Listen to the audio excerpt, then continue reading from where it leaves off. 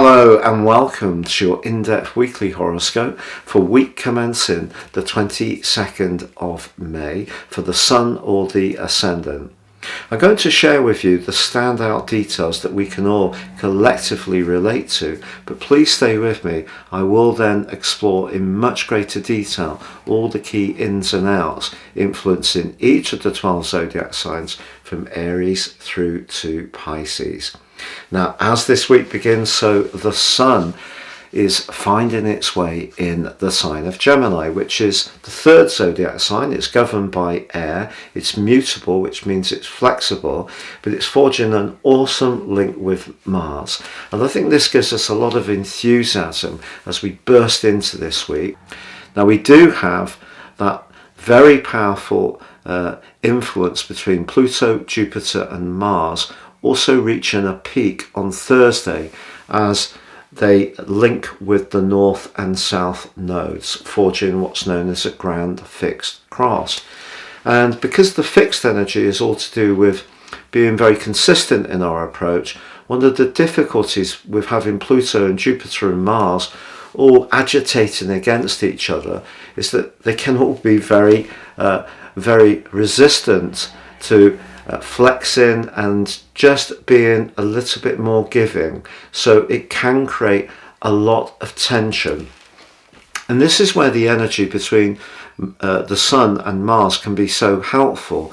Mercury is the ruler of Gemini, and it's a very flexing, quick-witted and nimble energy, and if we can react to situations in that kind of way, it's really going to help us. But later in this week, it is true that Saturn, the planet of limitation, is slowing down the Sun, and we do also have a quarter moon in the sign of Virgo. So the Sun in Gemini is influenced by both Saturn and the quarter lunation. So I feel when it comes to deciding on things speedily, which is a very Gemini trait, we're actually being cautioned not to do that, and we just need to take the time to work through the processes to consider our options. But it may seem at times that if we do one thing, it's going to have several other influences that could be unintended.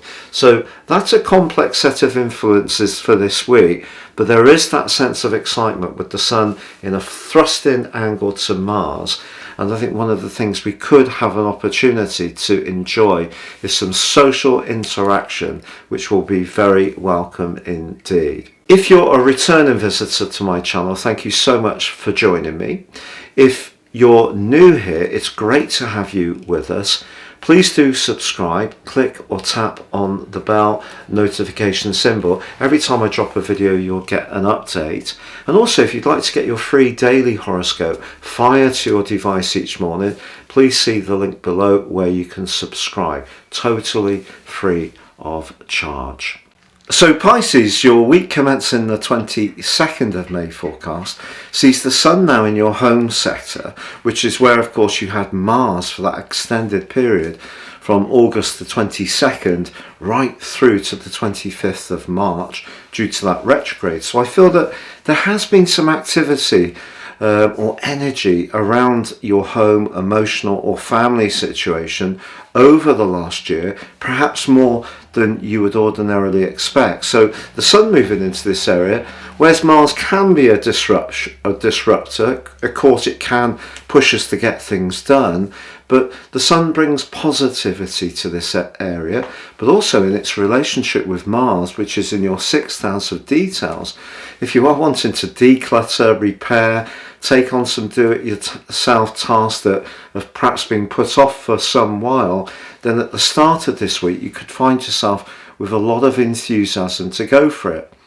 Now, the grand fixed cross for you is going to stimulate the 6th, 12th, 3rd and 9th axes of your situation. What does that mean? Well, I feel that Jupiter being very close to the North Node could and will give you a bubbliness around your ideas over the next year.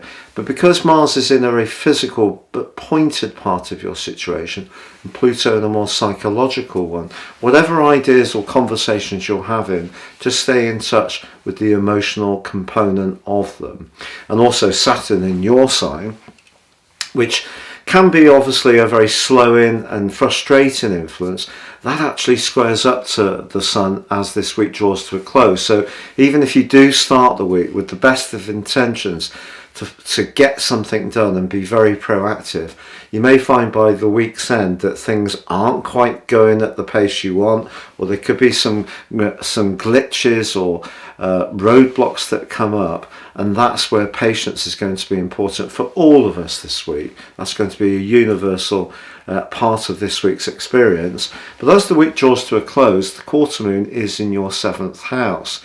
And that just suggests that your ability to hear people and listen to people, often a very strong part of your nature, could be very, very useful. There may be someone around your family circle or very close extended friendships who may not be quite seeing eye to eye, and you could find yourself as the mediator as this week draws to a close. Now, if you would like to ascend above this zodiac broadcast and understand how serious astrology can have a profound impact on your personal knowledge and awareness of how to plan your life moves, if you give me 3 pieces of personal birth data of time, date and place of birth, I can provide for you your life roadmap report, which will help you to gain a much more intimate understanding of the patterns in your situation, good and more challenging. But also in my special package of 30% off, you can get your 12-month personal forecast, which will give you searing insights that are totally unique to you. If you don't know your time, you can still order your charts, but I will prepare for you my solar package, which enables you to understand your situation very much based on the sun. So if you enjoy watching sun YouTube videos, these are perfect for you. Please see the links below for more.